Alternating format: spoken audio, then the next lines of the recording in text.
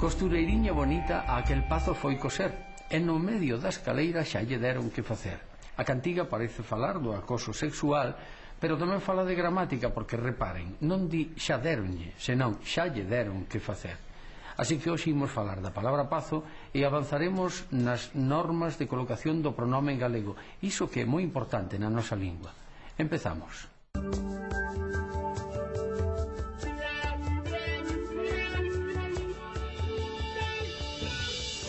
O apelido Pazos ou Pazo é máis frecuente que as variantes dialectais Pacios e Pacio.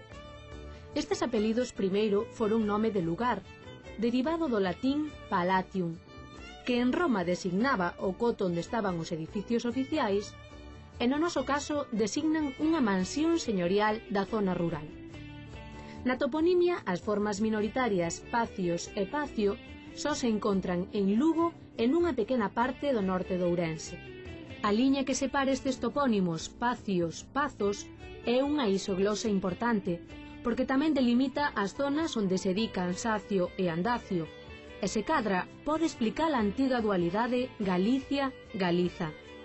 Pero o mapa dos apelidos Pacios, Pazos ou Pacio, Pazo xa non mantén hoxe esa bella liña, porque atronzaron os movementos migratorios cara as cidades occidentais.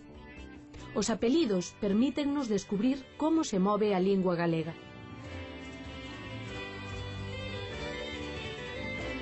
Ben falado! Pois a miña filla maior, Albamín, que ten 5 anos, fai as relacións entre palabras dun xeito que ela lle parece moi natural, e, por exemplo, di salpingar en vez de salpicar, porque a auga ten pingas, entón, por tanto, salpinga. Ben falado!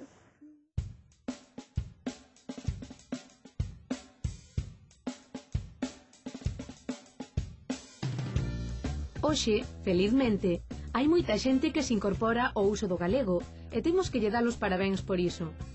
Mais a colocación do pronome átono detecta inmediatamente se unha persoa aínda está aprendendo a falalo. É sabido que a posición normal do pronome átono é despois do verbo, como en xeral acontece nas oracións simples. Díxome, fíxome, e que nunca pode iniciar unha frase. Dígocho eu, paréceme ben. Lémbrome diso. Parécemo a min. Porén, nas frases que comezan por partícula interrogativa ou negativa, o pronome vai diante. Cando lle lo dixo? Canto che custou? Eu non o sabía, mais xa me informarei. Neste caso, o aprendiz non se confunde, porque o uso cadra co castelán.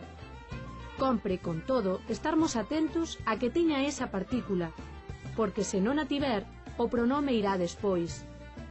Mo preguntas a min, é incorrecto. Ten que ser, pregúntasmo a min. O amor polo galego que implica a decisión de usalo debe chegar á vontade de falalo con corrección.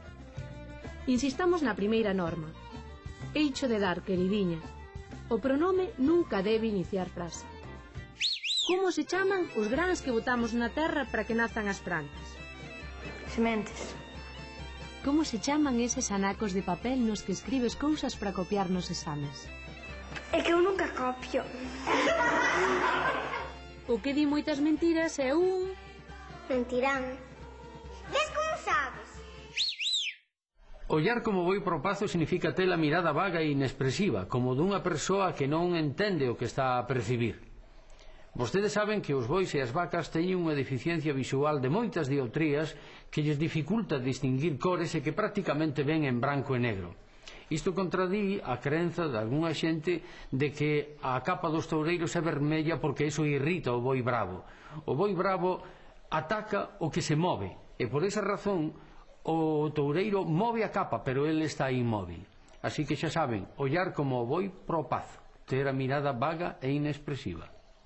Ata outro día.